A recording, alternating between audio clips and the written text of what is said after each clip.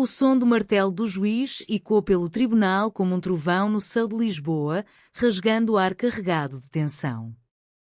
Senhora Sofia Mendes acusa-se de difamação e violação de direitos autorais contra a sociedade tradicional portuguesa. Como se declara? A voz grave do magistrado pairava, mas Sofia, de pé no centro da sala, com os olhos fixos no chão de mármore gasto, não respondeu de imediato. Seus lábios tremiam não de medo, mas de uma raiva contida que Ana reconheceu instantaneamente, aquela mesma fúria que as unira, anos atrás, nas noites quentes de debate na Faculdade de Direito, sob o aroma de pastéis de nata e o canto distante de um fado melancólico. Ana, sentada na última fileira, sentiu o coração apertar como se uma onda do Tejo a submergisse. Como poderia Sofia, sua ex-colega, sua creche secreta, estar ali, algemada não por correntes de ferro, mas pelas invisíveis da sociedade que tanto combatiam? Sem pensar duas vezes, Ana ergueu-se, o salto de seus sapatos e quando como um desafio. Meritíssimo, eu, Ana Ribeiro, advogada, peço licença para intervir. Esta mulher não é criminosa, é a voz da verdade que Portugal precisa ouvir. O tribunal silenciou e os olhares se voltaram para ela, mas só Sofia ergueu o rosto e naquele instante seus olhos castanhos se encontraram, reacendendo uma chama que Ana jurara apagar para sempre. Era uma manhã de outono em Lisboa, com o sol filtrando pelas janelas altas do Palácio da Justiça, lançando sombras dançantes sobre os painéis de azulejos que narravam histórias de navegadores e saudades. Ana ajustou o colarinho de sua blusa branca, impecável como sempre, enquanto revisava os papéis do caso em sua mesa bagunçada de escritório no Chiado. Aos 32 anos, ela era a advogada que todos temiam nos tribunais, precisa, implacável, com uma reputação construída em vitórias contra corporações que esmagavam os vulneráveis. Mas naquela manhã, o caso de Sofia Mendes a atingira como uma maré alta. Sofia, a artista que pintava murais de azulejos modernos com temas de amor proibido e identidade queer, acusada por uma associação conservadora de difamar os valores tradicionais ao expor em uma galeria de Belém uma série de obras inspiradas em lendas lésbicas portuguesas, como a de Inês de Castro, reimaginada não como vítima de traição real, mas como amante eterna de uma rainha esquecida. A sociedade tradicional portuguesa, financiada por velhos vinhos do Douro e interesses ocultos, via nas pinturas de Sofia uma ameaça moral nacional, alegando plágio de símbolos culturais e incitação à discórdia social. Ana fechara os olhos por um momento, revivendo o passado. Elas se conheceram na Universidade de Lisboa, em 2012, durante uma aula sobre direito constitucional. Sofia, com seus 20 anos flamejantes, cabelos negros caindo em cachos selvagens como as ondas do Atlântico, era a aluna que questionava tudo, porque a Constituição protege a liberdade, mas o tabu esmaga o amor entre mulheres como se fosse um crime medieval? Ana, mais reservada, com sua herança de família lisboeta de classe média, pai pescador no Tejo, mãe costureira de rendas de Peniche, respondera com um sorriso tímido, porque a lei é como o fado, cantador, mas sonha com a redenção. Daquele dia em diante, foram inseparáveis. Estudavam juntas nas bibliotecas empoeiradas do Aqueduto das Águas Livres, partilhavam bifanas quentes nas feiras de Alcântara e nas noites de verão sentavam-se nos miradores de Alfama, bebendo ginginha e confidenciando sonhos. Ana sentira o crush crescer devagar, como uma videira no Douro, o jeito como Sofia ria, alto e livre, contrastando com sua própria timidez, o toque acidental de mãos ao folhear livros de Camões, reinterpretando sonetos como hinos ao amor não dito. Mas Sofia, sempre a rebelde, partira para Porto após a formatura, trocando a toga pela tela e o pincel, deixando Ana com um bilhete: o Tejo nos une, mana. Não esqueças de sonhar. Agora, 7 anos depois, o destino as reunia no epicentro da justiça. Ana aceitara o caso pro bono, ignorando os avisos de seu sócio, o cético Miguel, que mascava um charuto cubano enquanto balançava a cabeça. Ana, isso é um ninho de vespas. Aqueles velhos da sociedade têm conexões até no Parlamento. E Sofia? Ela é fogo, mas fogo queima. Ana ignorara, guiada por algo mais profundo que a lei, uma lealdade tecida em memórias de noites em que Sofia abraçara após um debate acalorado, sussurrando: Tu és a minha âncora, Ana. Sem ti, eu afundo. Preparando-se para a primeira reunião com Sofia, Ana caminhou pelas ruas empedradas do bairro Alto, onde grafites queer desafiavam os letreiros de lojas de fado. O ar cheirava a sardinha assada e jasmim, e o sino da igreja de São Roque badalava como um lembrete de pecados perdoados. Ela parou em uma pastelaria, comprando 2 pastéis de nata ainda quentes, um gesto simbólico de reconciliação. A prisão provisória ficava nos arredores de Lisboa, um edifício cinzento que contrastava com a beleza barroca da cidade. Sofia esperava na sala de visitas, vestida com um macacão simples, os cabelos presos em um coque desleixado, mas os olhos ainda faiscando como estrelas no céu de Sintra. Ana? Meu Deus, és tu mesmo? Sua voz era um sussurro rouco, marcado pelo sotaque portuense que Ana tanto amava, mais suave, como o vinho verde que bebiam outrora. Elas se abraçaram através da mesa de metal, um toque breve mas elétrico, que fez Ana corar como uma adolescente. Como entraste nisso, Sofia? Aquelas pinturas. Eram belas, eu vi as fotos na imprensa. Por que não me procuraste antes? Sofia baixou o olhar, traçando com o dedo os riscos na mesa. Orgulho, Ana. E medo.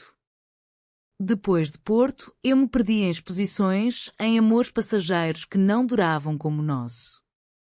Como que eu sentia por ti, mas nunca disse. A sociedade me caçou porque meu mural em Belém mostrava 2 mulheres dançando fado, inspirada em ti e em mim. Eles dizem que é plágio das lendas nacionais, mas é só amor reescrito. Ana sentiu o peito apertar, o crush não era unilateral, afinal. Mas o dever chamava. Eu vou-te defender. Vamos provar que a arte não é crime e que o amor. O amor é a verdadeira herança portuguesa. Elas saíram da prisão juntas, o sol poente tingindo o Tejo de laranja, e Ana soube que esta batalha seria pessoal, uma defesa não só de Sofia, mas de si mesma. Os dias seguintes foram um vórtice de preparação. O escritório de Ana, no coração do Chiado, transformou-se em quartel-general, pilhas de dossiês sobre direitos autorais, depoimentos de artistas quer de todo o país, de Faro a Braga, e recortes de jornais como o Público e o Diário de Notícias, que cobriam o caso como um escândalo nacional. Lesbianas versus tradição, o julgamento que divide Portugal, gritava uma manchete. Ana trabalhava até altas horas, o som da Amália Rodrigues e quando no toca-discos antigo, Estranha Forma de Vida, uma balada que ecoava sua própria saudade. Sofia, libertada sob fiança graças à intervenção inicial de Ana, instalou-se temporariamente em um apartamento alugado no Príncipe Real, bairro boêmio onde bares lésbicos floresciam como violetas selvagens.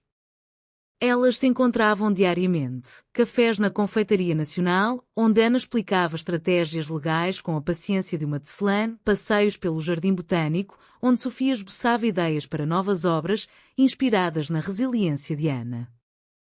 Tu és como o Tejo, Ana, profunda, mas sempre fluindo para o mar da justiça, disse Sofia uma tarde, enquanto colhiam figos maduros de uma árvore antiga. Ana riu, mas o elogio a tocou fundo, reacendendo faíscas de algo mais que amizade. Contudo, as sombras se alongavam. Miguel, o sócio, revelou-se uma fonte de dúvida. Ana, ouve, a sociedade tem um informante. Alguém próximo a Sofia, talvez de Porto. Cuidado. Ana descartou como paranoia, mas a semente da desconfiança plantou-se. Enquanto isso, a mídia fervilhava. Entrevistas em rádios como Antena 1 pintavam Sofia como uma agitadora radical, ignorando suas raízes em uma família de oleiros do Minho, onde aprendera a moldar argila como moldava verdades.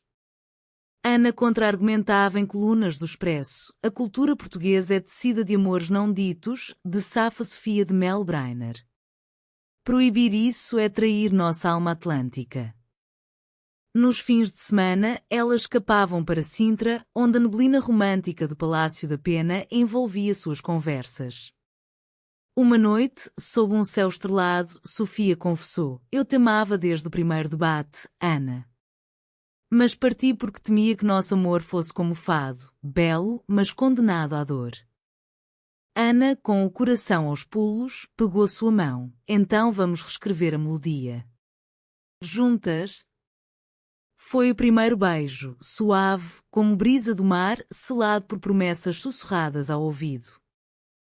Mas o conflito irrompeu como uma tempestade no Douro. Durante uma sessão de descoberta de provas, Ana descobriu e-mails anónimos. Alguém vazara rascunhos das pinturas de Sofia para a sociedade, alegando provas de plágio. A caligrafia digital era familiar de Rita, ex-namorada de Sofia de Porto, uma curadora de arte que, ferida pelo rompimento, via no caso uma vingança pessoal.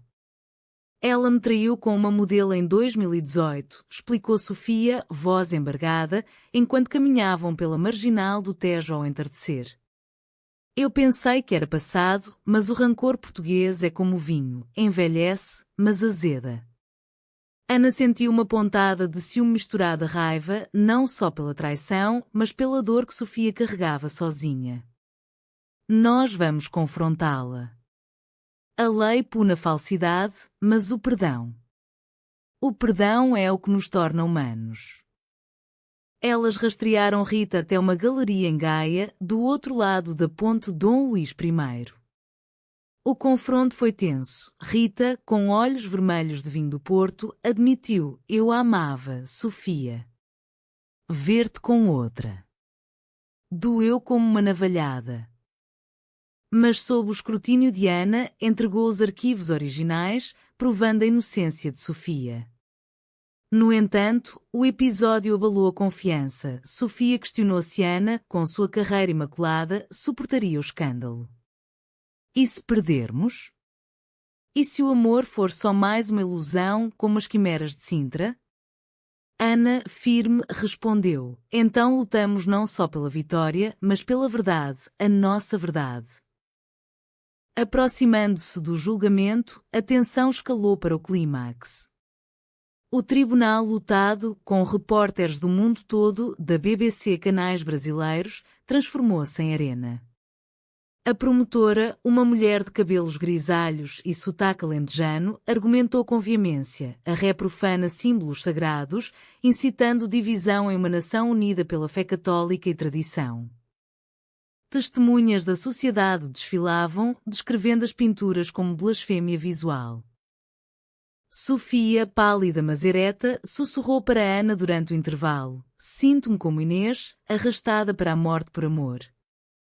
Ana, com o estômago revirando, preparava sua defesa final. Não só provas técnicas de originalidade, peritagens de azulejos históricos mostrando influências livres, mas um testemunho pessoal. Eu vou falar de nós, disse ela a Sofia nos bastidores, o aroma de café forte misturando-se ao suor da batalha. Não como advogada, mas como amante. O crush que guardei por anos, revelado aqui, para provar que justiça inclui amor verdadeiro. O momento chegou como uma viragem no fado. Ana subiu ao pódio, voz firme e quando pelas colunas dóricas: meritíssimo, colegas, Portugal, esta não é só uma questão de direitos autorais. É sobre o direito de amar, de criar, de ser. Sofia Mendes não plagiou, ela homenageou. Suas obras ecoam que Camões escondeu nos Lusíadas: amores entre almas iguais, mulheres que navegam oceanos internos. Então, o que pessoal, eu a conheci há 10 anos, nesta mesma cidade de saudades. Ela era minha crush, meu farol no nevoeiro da dúvida. E hoje, defendo-a não por dever, mas porque o amor que sentimos, puro, resiliente como o azulejo que sobrevive terremotos, é a essência da nossa cultura. Traição veio de fora, de ciúmes envenenados, mas nós resistimos. Lágrimas rolaram, o tribunal ofegou. Sofia, do banco dos réus, sorriu pela primeira vez, um sorriso de redenção. A juíza, uma mulher de Évora com olhos sábios, deliberou por horas, mas o verdito caiu como chuva benéfica, absolvida. A arte liberta, não aprisiona. E o amor? O amor é justiça em si. Os meses seguintes teciam cura. Sofia retomou seus murais, agora com Ana ao lado, pincelando juntos em uma oficina em Alfama, sob o som de violas afinadas. A traição de Rita curou-se em uma carta de desculpas, enviada com uma garrafa de vinho do Alentejo. Perdão é o vinho que adoça o amargo. Elas viajaram pelo país, de Lagos, onde o mar testemunhou o primeiro beijo pleno, a Guimarães, berço da nação, onde juraram fidelidade eterna. Ana, promovida por sua coragem, fundou uma clínica jurídica para artistas enquanto Sofia expôs Amor em Azulejo, uma série dedicada a Ana, painéis de duas figuras entrelaçadas sob o Tejo eterno. Não foi um final de conto de fadas sem sombras, discussões surgiam como ondas, mas humanamente belo, como Portugal, marcado por saudades, mas vivo de esperança. Uma noite, em um concerto de fado na casa de Linhares, Sofia cantou para Ana: Tu és minha estranha forma de vida, mas a mais verdadeira. E Ana, dançando devagar, soube que a justiça, afinal, era amor revelado, protegido, eterno.